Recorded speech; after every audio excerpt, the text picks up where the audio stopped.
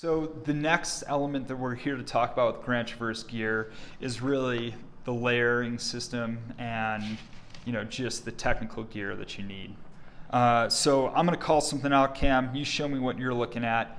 You need a non-cotton base layer. What are you using for that? So for that, I'll use the nerdy skin suit, but people will use all kinds of like your regular touring non-cotton clothing. So that's the interesting thing. If you're wearing a speed suit, that only counts as your base layer. It's not going to count as your wind layer. It's not count as your insulation layer, and it's just you have to have supplemental gear for that. So I guess what would a good insulating top look like? So I'll bring a nice puffy jacket. This is something I definitely don't want to skimp out on. If you get stranded out there in the dark, you definitely want something that'll keep you warm and comfy all night long. Yeah, so both of these, you can get gear, both the jacket and pants. We took a Mountain Hardwear compressor pant, which is a pretty burly pant, to show you that this is really for emergencies. You will use it all night. We were just talking, you used to be required to wear a sleeping bag, or not wear, but bring one. So think about how much smaller a nice insulated jacket and pant are. It's not worth skimping to try to go light there. Just be glad we're not carrying sleeping bags anymore. Yeah, and that's a good point too. Like, remember, these are in place of being or needing to carry a sleeping bag, so that's why this like thin soft shell jacket won't work. These insulated shorts won't work that don't go all the way to my feet. These thin little like extra pants won't work. These are things that are keeping you warm all night long in the event of a blizzard or any other weather malfunction out there. Yeah, so for wind top and bottom, this is the space you can skimp at a little bit, only because Camp makes some like highly functional gear. So let's check out the pants first. Yeah, so there's like the Camp Full Protection Pant, or Dynafit makes a similar one. With these, having zippers is really critical, because if I'm actually in a bad situation, I really, really, really don't want to have to take off my boots if I don't have to. So anything I can zip on and off over me would be really effective. And the jackets are similar. A lot of these jackets now, like the Camp Essential, or Dynafit makes one too, can go around your waist and come on and off without taking off your pack. That can help with staying warm and keeping moving as well. And they pack up this small. Now, one thing to consider with this is if I looked at the weather the night before and it was going to be in the negatives, like the race, the Gotham Mountain Tour we started yesterday, the lucky thing yesterday, the sun came up an hour into the race and we were totally fine that it was -7 when we started. But in the Traverse, it could be -7 from midnight to 7 in the morning, especially when you're in such high country.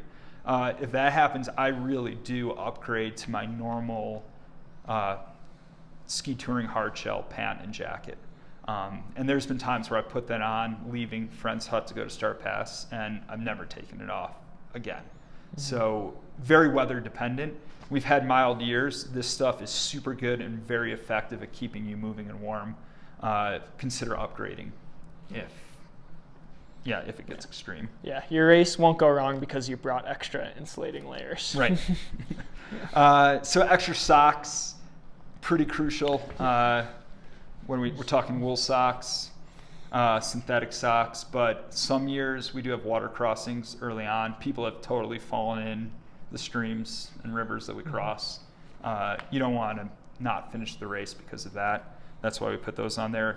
Gloves, 2 pairs. 2 pairs for every racer. Yeah, so this is another one where, like Doug, I'll make a good estimation of what the weather looks like and then account for it being a little bit worse than we expect. So on a really nice warm night, I might have a really thin glove like the Camp G-Comp Warm here that has a mitten that comes on and off, which is really nice because we go from any elevation from over 12,000 to just beneath 8, I guess, at the finish. Yeah. So you'll definitely want to be ready for different conditions out there. If it's a little colder, maybe I'll have something a little thicker or even waterproof if it's going to be stormy out there. And one thing that I will never ever skimp on is that second pair of mittens. For if I'm stuck out all night long in that blizzard or with that gear malfunction or that injury or that getting lost or whatever it is, I really, really personally don't want to have cold fingers while I'm dealing with that for the next 12 to 48 hours.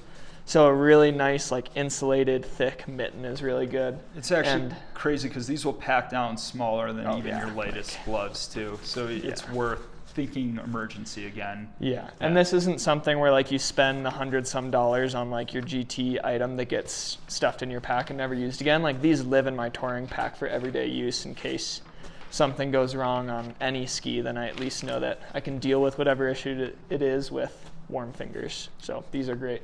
Yeah, so warm gloves, you need a warm hat. That's pretty generic. Any of your warm hats will do.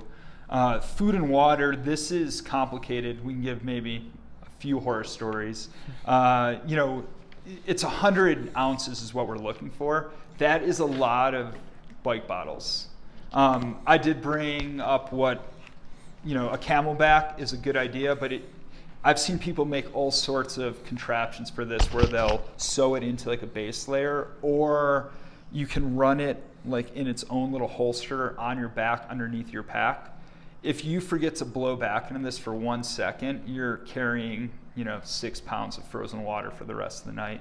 So it's not even just about carrying it, it's about figuring out how to manage it. The other way a lot of racers go is soft flasks. Yeah, and I think a combination of both is good too. Like, I think I have a pretty good system for my bladder, but I don't know if I'm going to get a leak or frozen tube or whatever it is. So I try to have a good amount of my water in there, and then I'll also carry like backup soft flasks or any other water bottles you have, just so if one thing goes wrong, I at least have something to drink. Yeah, the food and water, you need to be pressing that well before the race. It's a serious concern. Yeah, and just because your water stays warm during your 1 to 2 hour training missions when it's -10 doesn't mean it'll stay warm when it's -10 for 8 or 10 hours. Yeah. Headlamps. I really like bringing a very bright headlamp. Again, not a place you want to skimp out. We've skied Star Pass with serious refrigerator blocks of Avalanche debris. And I remember my first time looking into Star Pass with a bad headlamp, and it looks like it just drops off a cliff forever. So one very bright light for each racer, and as a team, we could get away with a much lighter backup headlamp. But so if Cam and I were a team, we need 3 headlamps between the two of us. But make sure those lights will last for at least 8 hours, because the sun might start to come up like 6 or 7 and maybe be bright around 7 or 8. And like Doug's saying, like, a bright light will make you ski better and faster anyway. So don't be worried about taking a heavier setup. If it makes you able to see better, it'll keep you safer and faster out there. Let's talk sleeping pads. This is really the way to go. Do you know the name of this one? I think it's called the Camp Essential Light Mat.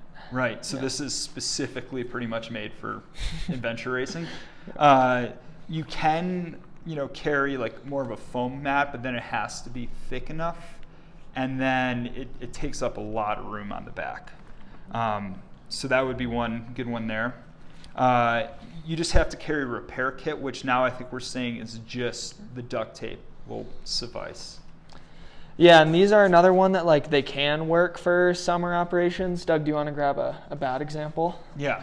For us too, they can work for summer operations on comfy ground, so it might not be a total waste of just GT money too. But I did bring that backpacking to the winds this year.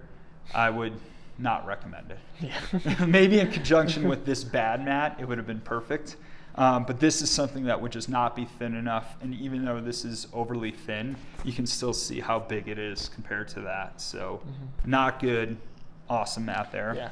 And anything you can do to keep items from dingling and dangling on the outside of your pack too is really good. So a lot of folks will say like, oh, I can fit everything except for my sleeping pad, which has to get attached out here. And then this is wobbling and shaking all night long, isn't the most comfortable either. So see if you can get something that you can get inside your pack, or at least have it really securely fixed to the outside of your pack. Let's talk about packs then. Yeah.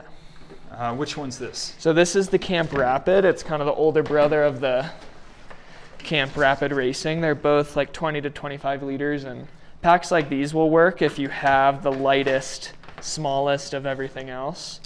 but Yeah. not necessarily without. So that's something to consider. If you're buying all Grand Traverse specific gear and you're going to get the nicest, lightest stuff forever, and you're an expert, you might be able to get it all in that pack. I would say if you're going for a time over 10 hours, if that's realistic, or even if you're in your first Grand Traverse but think you can do it in less, you should err on the side of a bigger pack. I grabbed, kind of the other end of the spectrum. This is a 35-liter pack. One of the things I like about this is it has real padded shoulder straps and a padded waist belt. If you look at Cam's packs, they don't.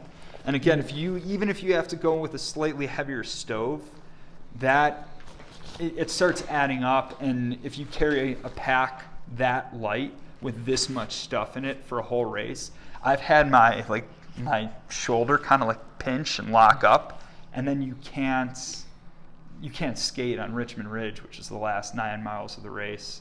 And it's a little more realistic for getting to layers and stuff that you need. So again, like if it's your first race, go a little bit bigger than you need.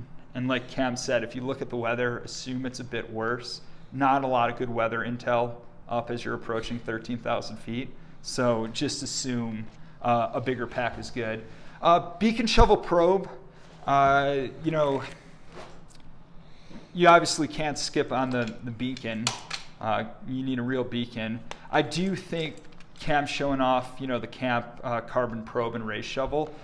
These fit the specs still, and it's a great way to go. If you have normal Avalanche gear, that's also fine for the race. But if you are using a normal shovel and probe, definitely consider that 35-liter pack.